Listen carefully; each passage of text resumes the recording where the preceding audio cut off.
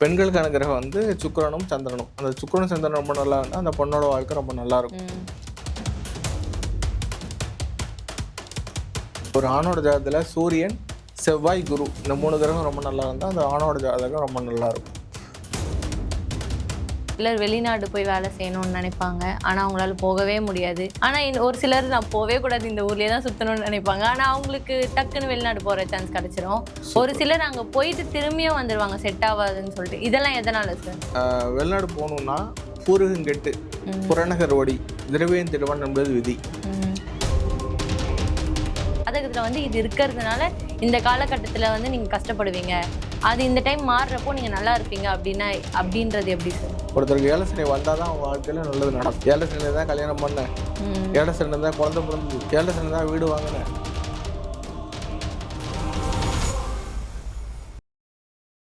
DPC பக்தி நேயர்களுக்கு வணக்கம். இன்னைக்கு நம்ம நேர்காணல்ல ஜோதிட செம்மல் சூரத் பாலா அவர்கள் தான் இணைந்திருக்காரு. அவர்கிட்ட நம்ம ஜோதிட ரீதியா ஏற்படுற கேள்விகளுக்கான பதிலை கேட்டு தெரிஞ்சு. வணக்கம் சார். பெண்களுக்கான கிரகங்கள்லாம் என்னென்ன சார்? பெண்களுக்கான கிரகம் வந்து சுக்கிரனும் சந்திரனும். அந்த சுக்கிரனும் சந்திரனும் ரொம்ப நல்லா இருந்தால் அந்த பொண்ணோட வாழ்க்கை ரொம்ப நல்லா இருக்கும்.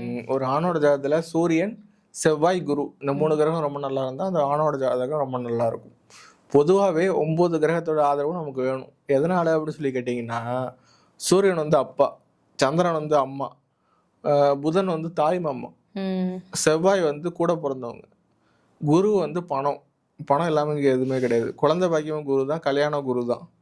ஸோ குரு முக்கியமான இடத்துக்கு வந்துட்டாரா. சுக்கிரன் வந்து மனைவி இல்லாமல் எதுவுமே கிடையாது. சுகபக வாழ்க்கைக்கு அதிபதி சுக்கிரன். சனி வந்து ஆயுள், நீண்ட ஆயுளோடு இருக்கிறது சனி ரொம்ப ரொம்ப அவசியம். ராகு வந்து தாத்தா பாட்டி, கேது வந்து நம்ம செஞ்ச பாவ புண்ணியங்கள். ஸோ இந்த 9 கிரகத்தோட இதுவும் ஆசீர்வாதமும் இருந்தால் தான் நம்ம நல்லா இருக்க முடியும். ஸோ அதனால் எந்த கிரகமும் வேணாம்னு சொல்லி நம்ம ஒதுக்க முடியாது, எந்த கிரகம் வேணும்னு சொல்ல முடியாது. ஆனால் ஆண்களோட ஜாதகத்தில் நான் சொன்ன சூரியன், செவ்வாய், குரு ரொம்ப ரொம்ப முக்கியம். பெண்களோட ஜாதகத்தில் சந்திரன், சுக்கிரன் ரொம்ப ரொம்ப முக்கியம். அதே மாதிரி என்னன்னா சார், இப்போ ஒரு சிலர் வெளிநாடு போய் வேலை செய்யணும்னு நினைப்பாங்க, ஆனால் அவங்களால போகவே முடியாது. ஆனால் ஒரு சிலர் நான் போகவே கூடாது, இந்த ஊர்லேயே தான் சுற்றணும்னு நினைப்பாங்க. ஆனால் அவங்களுக்கு டக்குன்னு வெளிநாடு போகிற சான்ஸ் கிடச்சிரும். ஒரு சிலர் அங்கே போயிட்டு திரும்பியும் வந்துடுவாங்க, செட் ஆகாதுன்னு சொல்லிட்டு. இதெல்லாம் எதனால சார்? ரொம்ப அழகான கேள்வி. என்னன்னா, வெளிநாடு போகணுன்னா பூர்வீகம் கெட்டு புறநகர் ஓடி திரவியம் திடுவன் என்பது விதி. இந்த ரூல்ஸ் ஒத்து போனால் மட்டும் தான் வெளிநாடு போக முடியும். 6, 8, 12ங்கிறது வெளிநாடு போகிறதுக்குன்னா ரொம்ப ரொம்ப முக்கியமான ரூல்ஸ். 6ஆம் இடம், 8ஆம் இடம், 12ஆம் இடம் சுபகிரக தொடர்பு பெற்றிருந்தால் அவங்க வெளிநாடு போவாங்க. இது மட்டும் இல்லாமல் 9ஆம் இடத்ததிபதி 11ஆம் இடத்ததிபதி பரிவர்த்தனை பெற்றிருந்தாலும் வெளிநாடு போவாங்க. இது மட்டும் இல்லாமல் சந்திரன் நல்லா இருந்தால் அவங்க வெளிநாடு போவாங்க. இத்தனை விஷயத்தையும் நம்ம அனலைஸ் பண்ணி தான் வெளிநாடு போவாங்களா இல்லையாங்கிறத நம்ம சொல்ல முடியும். எடுத்தவங்க சொல்ல முடியாது. ஒரு சில பேருக்கு பிறக்கும் போதே குரு வந்து 12ல் இருப்பார், 6, 8, 12ல் குரு இருப்பார். அப்போ வந்து ஆட்டோமேட்டிக்காக அவங்க விருப்பப்படலைன்னா கூட வெளிநாடு போயிடுவாங்க. அதுதான் ஒரு இதில் கூட சொல்லுவாங்க, அவங்க வெளிநாடு போகணும்னு கனவுல கூட நினச்சி பார்க்கலன்னு சொல்லுவாங்க. அந்த மாதிரி அந்த வாய்ப்புகள் எப்போ கிடைக்குன்னா 6, 8, 12ல் நல்ல சுபகரங்கள் இருந்து தசாபதி நடக்கும்போது ஆட்டோமேட்டிக்காக வெளிநாடு போயிடுவாங்க. ஸோ வெளிநாடு போகணுன்னா 6, 8, 12ல் சுபகிரகம் இருக்கணும், 9, 11ஆம் இடத்துல நல்லா இருக்கணும்.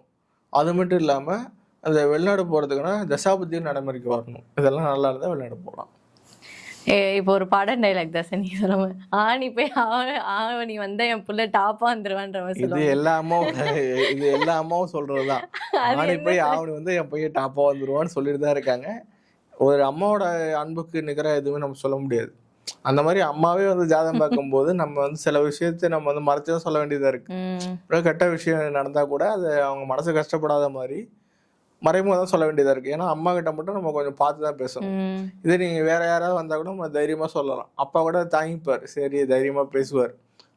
நான் எப்பவுமே ஜாதகம் பார்க்க வரும்போது அம்மா கிட்ட சொல்லிவிடுவேன், அம்மா வந்து அழைச்சிட்டு வராதிங்க, மனசு கஷ்டப்படும். ஒரு வேளை கெட்ட பலன்களை சொல்லும்போது மனசு கஷ்டப்படும், அதனால் கொஞ்சம் தைரியமான ஆளை அழைச்சிட்டு வராங்க அப்படின்னு சொல்லுவோம். அது உண்மைதான், எல்லா அம்மாவும் ஆசைப்படுறது தான். அது ஒரு தன்னம்பிக்கைக்கான ஒரு விஷயம்தான். அடுத்த மாதம் நல்லா வந்துடுவான், அடுத்த வருஷம் நல்லா வந்துடுவான், அப்படியே ஒரு நம்பிக்கை தான். ஏன்னா ஜாதகத்துலையுமே ஒரு சிலர் சொல்லுவாங்க, சரி இந்த மாதம் ஃபுல்லாக உங்களுக்கு கஷ்ட காலமாக இருக்கும், ஆனால் இதுக்கு அடுத்தது உங்களுக்கு நல்லது நடக்கும்ன்ற மாதிரிலாம் சொல்லுவாங்க. ஸோ அது வந்து மாறுறதுனாலயா சார்? உங்கள் ராசியில் உங்கள் ஜாதகத்தில் வந்து இது இருக்கிறதுனால இந்த காலகட்டத்தில் வந்து நீங்கள் கஷ்டப்படுவீங்க, அது இந்த டைம் மாறுறப்போ நீங்கள் நல்லா இருப்பீங்க அப்படின்றது எப்படி சார்? கரெக்டாக தான் கேட்குறீங்க. அதாவது குரு பயிற்சி, சனி பயிற்சி, ராகு கேது பயிற்சின்னு சொல்கிறோம்ல. குரு வந்து 6 to 12ல் பிறக்கும்போது இருந்தால் ரொம்ப நல்லதுன்னு சொன்னேன். இதே கோச்சாரத்தில் வரும்போது அதிகமான கஷ்டத்தை கொடுப்பாரு. ஸோ 6 to 12 குரு இருக்காரு கோச்சாரத்தில் அப்படின்னா ரொம்ப துன்பமான ஒரு நேரம். அதனால தான் இந்த 1 வருஷம் போட்டும், அடுத்த வருஷம் நல்லா இருக்குன்னு சொல்றது. அதே மாதிரி சனி பயிற்சியப்போ 7 சனி நடக்கும்போது உங்களுக்கே தெரியும் என்னென்ன பண்ணுவாருன்ட்டு. எல்லா வில்லங்கமும் நம்ம தேடி வரும். நம்ம சும்மா தானே வாய் சும்மா இருக்காது, வில்லங்கத்தை விலை கொடுத்து வாங்கிடுவோம். ஸோ அப்பையும் நம்ம உஷாராக இருக்கணும். அடுத்தது ராகு கேது பயிற்சியும் அதே மாதிரி தான். ராகு கேது பயிற்சியில் 1-5-9 ராகு போய் ராசிக்கு 1-5-9 ராகு அல்லது கேது போய் உட்காந்துட்டாருன்னா சொல்ல முடியாத துன்பங்கள் ஏற்படும். ஸோ அதெல்லாம் நம்ம சமாளித்து தான் ஆகணும். இதெல்லாம் இருக்குது. ஆனால் இங்கே என்னன்னாக்க 7 சனியை பொறுத்த வரைக்கும் என்னோட கான்செப்ட் சொல்கிறேன். 7 சனியை பொறுத்த வரைக்கும் ஒருத்தருக்கு 7 சனி வந்தால் தான் அவங்க வாழ்க்கையில் நல்லது நடக்கும். எதனால் அப்படி சொல்லி கேட்டிங்கன்னா, 7 சனியில் தான் கல்யாணம் பண்ணேன், 7 சனியில் தான் குழந்தை பிறந்தது, 7 சனியில் தான் வீடு வாங்கினேன், 7 சனியில் தான் எல்லா சொத்தும் கிடச்சிதுன்னு சொல்கிறதும் நிறைய பேர். எதனாலனா 7 சனியில் அவங்களுக்கு நல்ல புத்திமதிகளை கொடுத்து இனிமேல் இந்த மாதிரி ஏமாறாத, இந்த மாதிரி தப்பு பண்ணாத, இது வரைக்கும் வாங்கின அடியெல்லாம் போதும் அப்படின்னு ஒரு முடிவுக்கு வர்றது அந்த 7 சனியில் தான். அது 7 சனி ஏன் வருதுன்னா நமக்கு நல்லது பண்ணுறதுக்காக தான் வருது. அதனால் யாரும் 7 சனியை திட்டாதீங்க. 7 சனி வாழ்க்கையில் வந்தால் அது நல்லது பண்ணிட்டு போகுது அப்படிங்கிறது போனதுக்கு அப்புறம் தான் உங்களுக்கு தெரியும். ஆக்சுவலி அவர் ரொம்ப நல்லது பண்ணியிருக்காரு. அதனால தான் சனியை போல் கொடுப்பாரு இல்லைன்னு சொன்னாங்க. சனி கொடுக்குற சொத்து வந்து நிரந்தரமாக நிலைச்சி நிற்கும். திருப்பி யாராலையும் திருப்பி வாங்க முடியாது. சனி வந்து மிகப்பெரிய ஒரு யோகா தள்ளி கொடுக்குற தெய்வம். அவர் எப்போ கொடுப்பாருன்னா 7 சனி முடிகிற நேரத்தில் தான் கொடுப்பாரு. சொல்லுவாங்க, எவ்வளோ அடித்தாலும் தாங்குறான், இவன் ரொம்ப நல்லவன்னு சொல்லிட்டு போலாம்ப்பா அப்படின்னு சொல்கிற மாதிரி சனி சொல்லுவார். இவ்வளோ அடியும் தாங்கிட்டு உயிரோடு இருக்கான்னா கண்டிப்பாக வாழ தகுதியானவன் தான் அப்படின்னு சொல்லிட்டு அவர் கொடுத்துட்டு போவார். அவர் கொடுக்கும்போது வாங்குறதுக்கு நம்ம ரெடியாக இருக்கணும். அதுக்கு நம்மளை பக்குவப்படுத்துவார். நல்லா யோசிச்சு பாருங்க, 7 சனி நடந்த எல்லாரும் ரொம்ப பக்குவப்பட்டு இருப்பாங்க. ரொம்ப ஒரு அடி வாங்கி ஆமா ஒரு புத்தர் மனநிலையில இருப்பாங்க. தியானம்லாம் பண்ண வேண்டியதே இல்லை. எல்லா தியானமும் 7 சனிலேயே பண்ணியிருப்பாங்க. எல்லாமே அவங்களுக்கு 7 சனியில் நடந்துடும். அதாவது 30 வருஷத்துல நடக்க வேண்டியது 7 வருஷத்துல நடந்துடும். சொல்லுவாங்க, வாழ்க்கையில் இந்த மாதிரி நான் கஷ்டப்பட்டதே இல்லை அப்படின்னு சொல்றதெல்லாம் 7 சனியில தான். அந்த கஷ்டத்தை பார்த்துட்டீங்கன்னா திருப்பி அது வராமல் இருக்கிறத என்ன செய்யணும்னு நீங்கள் வந்து யோசிப்பீங்க. இப்போ உங்கள் மைண்ட் ஆக்டிவேட் ஆகும், நல்ல நல்ல புத்திகள் வரும், நல்ல சிந்தனைகள் வரும், அடுத்தடுத்த கட்டத்துக்கு மூவ் பண்ணுவீங்க.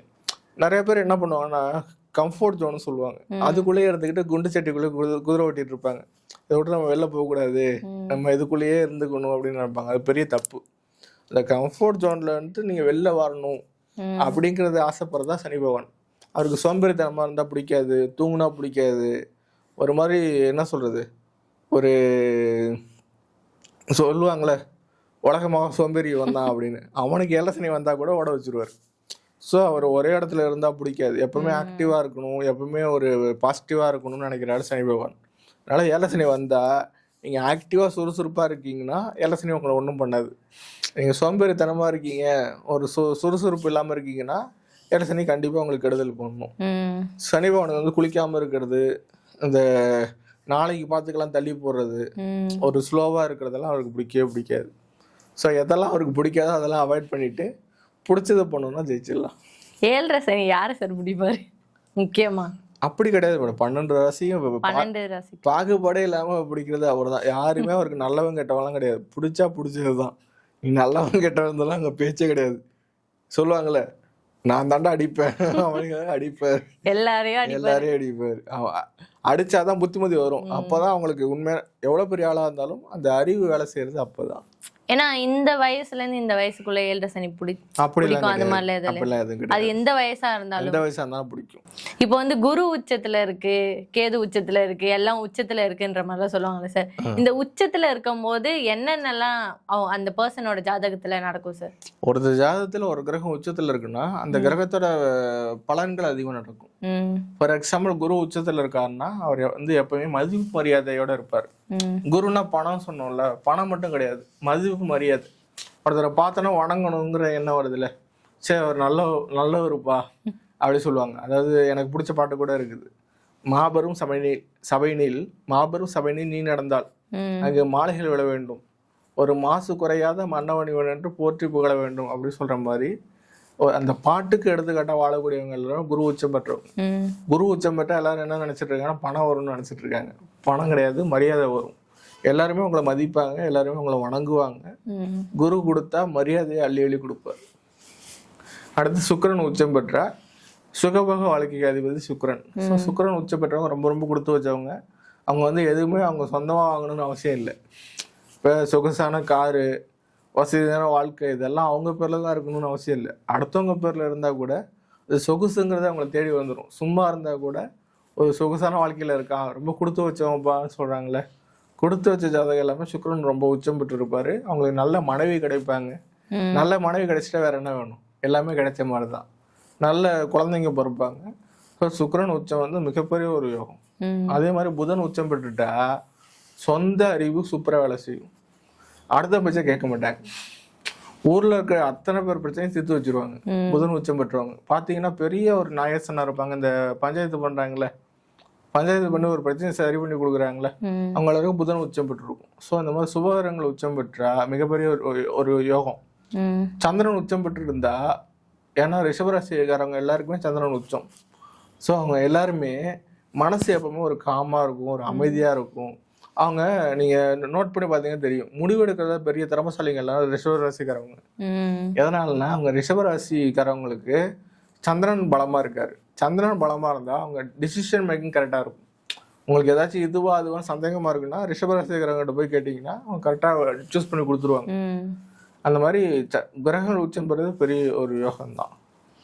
அதே மாதிரி வந்து கவனமா இருக்கணும், இந்த ஜாதகத்துல இது வந்துடுச்சு நீங்க கவனமா இருங்க அப்படின்னா என்ன மாதிரி இது சார்? உண்மையிலேயே ரொம்ப மோசமானதுன்னா அஷ்டம சனி தான். அஷ்டம சனியில ரொம்ப ரொம்ப கவனமா இருக்கணும். ஒரு படத்துல சொல்ற மாதிரி தான், நீ சும்மா இருந்தாலும் வாய் சும்மா இருக்காது, வாய் சும்மா இருந்தாலும் நீ சும்மா இருக்க மாட்டே அப்படிங்கிற மாதிரி ரொம்ப ரொம்ப வந்து விலைக்கு வாங்குற நேரம். ஸோ ரொம்ப உஷாரா நடந்துக்கணும். அப்ப அமைதியா இருக்கணுமா சார்? அடிச்சு கூட கேட்பாங்க, அப்ப கூட சொல்லக்கூடாது. ஏன்னா வாயாலே கெட்டுருவான். வாயே திறக்க கூடாது. நான் சொல்லியே அனுப்புவேன், வாயே திறக்காதீங்க, 2 வருஷம் மௌனம் வருதோ. எப்படி சார் ஒரு மனுஷன் இருந்தா ஆகணும். இல்லன்னா சார், இல்லன்னா சில அடிகள் விழதான் செய்யும். அதுக்கு பரிகாரம் ஏதாச்சும் இருக்கா சார்? இந்த கோயிலுக்கு போங்க இது மாதிரி பரிகாரம் நிறைய இருக்கு மேடம். நீங்க பரிகாரம் பண்ணாலும் அப்படிதான் இருக்கும், கொஞ்ச நாளைக்கு அப்படிதான் இருக்கும். இது ஒரிஜினல் 7.5 விட ரொம்ப கொடுமையானது அஷ்டமத்து சனி. அஷ்டம சனி அது எல்லாருக்கும் நடக்கும். எனக்கு நடந்திருக்கு, எல்லாருக்கும் நடந்திருக்கு. அப்பெல்லாம் வாயை திறக்க முடியாது. இல்லடா என்னடா சொல்ல, ஊனு ஒரு வார்த்தை சொல்ல, ஊன்னு சொன்னது தப்புன்னு நடிப்பாங்க. அது தப்பு. ஆமா, நீ ஏன் ஊன் சொன்ன அப்படின்ட்டு. ஒரு சிலர் வந்து நல்லா ஜாலியா இருந்துட்டே இருந்திருப்பாங்க சார் ஒரு பீரியட் ஆஃப் டைம்ல. அது லைஃப்ல என்ன வேணா நடந்திருக்கலாம். ஆனா இந்த கிரகங்கள் மாறுறப்போ வந்து அவங்களுக்கான அந்த எப்படி சொல்றது, பிரைட்டா இருக்கிறது கூட ரொம்ப டல் ஆயிடுவாங்க. அதுக்கப்புறம் நீ ஏன்டா இப்படி இருந்தியே, நீ ஏன் இப்படி ஆயிட்டேன்னு நினைப்பாங்க. கரெக்டான. அது எதனால? அதுக்கு என்ன காரணம்னா, அவங்க ஜாதகத்துல இந்த நான் சொன்ன அஷ்டம சனி வந்திருக்கும், 6 to 12ஆம் இடத்து திசையும் வந்திருக்கும். வந்துடுச்சுன்னா மொத்தம் ஒரு மனுஷனை மடக்கி போட்டு ஒண்ணுமே இல்லாத மாதிரி டம்மி பண்ணி வச்சிரும். அது கரெக்டா சொல்லணும்னா ஒரு 2 வருஷம் எதுவுமே பண்ண முடியாது. ஸோ டோட்டலாக அவங்க லைஃபே மாறிடும். திரும்பி ரீஜென்ரேட் ஆகி தான் அவங்க வரணும். எல்லாத்தையும் முதலேருந்து ஆனவனாலேருந்து ஆரம்பிக்கணும். அந்த மாதிரி சுத்தமாக அவங்கள வாஷ் அவுட் பண்ணி தான் வெளில அனுப்பும். அதாவது வாஷிங் மிஷினில் போட்டு துவைக்கிற மாதிரி துவைச்சி எடுத்துட்டு இருக்கும். ஆனால் வெளில சொல்ல முடியாது. அவ்வளோ அடி வாங்கிட்டு அமைதியாக இருக்கணும். அது 6 to 12ஆம் அதிபதி தசையும் அஷ்டம சனியும் ஒன்றா வரக்கூடாது. அதே மாதிரி 7.5 சனியும் சனி தசையும் ஒன்றா வரக்கூடாது. இதெல்லாம் பெரிய ரூல்ஸ். புரியுது சார். ரொம்ப மோசமா இருக்கும். இப்போ ஒரு சிலர்லாம் சொல்லுவாங்க, ஒரு ஊதாரியா சுத்திட்டு இருக்கேன், எனக்கு ஒரு கால் கட்டு போட்டா நல்லா ஆயிடும் அப்படின்ற மாதிரி. அது உடனே இப்போ கல்யாணம் ஆன உடனே அந்த பொண்ணு வந்த உடனே ஒரு வேலைக்கு போறதா இருக்கட்டும், எதா இருக்கட்டும் நடக்குது. அதனால அவங்க ஒய்ஃபோட ஜாதகம் வந்து அவங்க ஹஸ்பண்டுக்கு ரிஃப்ளெக்ட் ஆகுமா சார்? ரெண்டுமே சேர்ற இந்த விஷயம் வந்து 100% உண்மைதான். ஆனா இந்த காலத்து பசங்க ஒத்துக்க மாட்டாங்க. ஏன்னா அந்த பொண்ணோட ஜாதகம் ஹஸ்பண்டுக்கு வேலை செய்யும், ஹஸ்பண்டோட ஜாதகம் பொண்ணுக்கு வேலை செய்யும். ஒருத்தவங்க மேரேஜ் ஆனவனும் பாத்தீங்கன்னா டோட்டலா அவங்க லைஃப் மாறும். அந்த பொண்ணு ஜாதகம் நல்லா இருந்தா நல்ல விதமா மாறும், நல்லா இருந்தா ஆப்போசிட்டா கெட்ட விதமா மாறும். ஸோ கண்டிப்பா மாற்றம் நடக்கிறது உறுதி. நல்லதா கெட்டதாங்கிறது அந்த பொண்ணோட ஜாதகம் அந்த பையனோட ஜாதகத்தை பொறுத்தது. இதுல இப்ப இருக்க கேள்வி என்னன்னா, பொருத்தம் பையனுக்கும் பொண்ணுக்கும் பாக்குறத விட பொண்ணுக்கும் மாமியாருக்கும் பாக்குறது. சூப்பரான கேள்வி. மோஸ்ட்லி என்ன பண்ணாலுமே இப்ப ரீசெண்டா அப்படிதான் சார் ஆயிடுது. நீங்க எவ்வளவுதான் பொருத்தம் பார்த்தாலும் மாமியார் மருமக பிரச்சனை திக்கவே முடியல.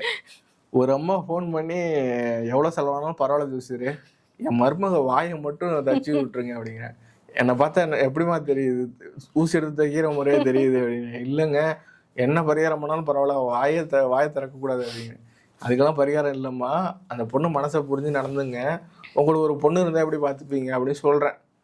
என் பொண்ணு அப்படிலாம் இல்லை ஜோசியரே, அவள் கல்யாணம் ஆகி அவங்க மாமியார் வீட்டுக்கு போயிட்டா, அவளுக்கும் அங்கே சொன்னேன் அங்கேயாவது ஒத்துமையாக இருக்காங்களான்னா, இல்லை அவங்க மாமியாருக்கு அவளுக்கு இப்போ சண்டை, இந்த பிரச்சனை நடத்திக்க முடியாது, இது வேர்ல்டு வைடு, இது உலக பிரச்சனை, அதனால இதை நம்ம தீர்க்க முடியாது, இதுக்கு எனக்கு சம்மந்தம் இல்லை, நாளை விடுங்க அப்படின்னு சொல்லிட்டு நான் வந்துட்டேன். ஆனா அதுக்கும் ஜாதகத்துக்கும் ஏதாச்சும் எந்த சம்மந்தம் இல்லை மேடம், இது உலக லெவல்ல பெரிய ஃபேமஸ், ஆனா இதுக்கு ஜாதகத்துக்கு சுத்தமா சம்மந்தம் இல்லை. ஏன்னா இப்ப அப்படிதான் சார் சுத்த ஆரம்பிச்சுட்டாங்க மாமியார் ஜாதகத்துக்கும் மருமக ஜாதகம். ஏன்னா இப்ப நான் ரீசெண்டா ஒருத்தங்க கேட்டேன், பையனுக்கும் பொண்ணுக்கும் பொருத்தம் சரியாதான் இருக்கு, ஆனா மாமியாருக்கும் மருமகளுக்கு வந்து பொருத்தம் சரியா இல்ல. உண்மைதான், யாருக்கும் பொருத்தம் வராது, அது மோஸ்ட்லி எல்லாருக்குமே அப்படிதான்.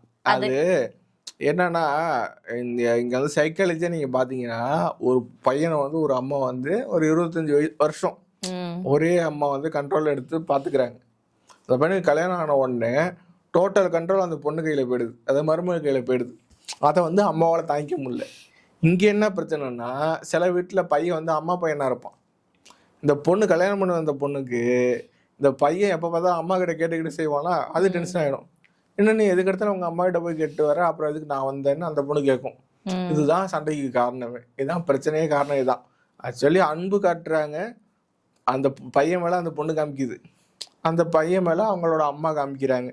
2 பேரும் ஒரே நேரத்துல ஒரே ஆள் மேல அன்பு காமிக்கும் போது சண்டையா வருது, சண்டையா அது வெளில வருது. ஆனா பாக்குறதுக்கு மாமியார் மருமக பிரச்சனை தெரியுமே தவிர என்ன பிரச்சனைன்னு தெரியாது. அன்பு தான் அங்க பிரச்சனைக்கு காரணம், அது வேற ஒன்றும் ரீசன் கிடையாது.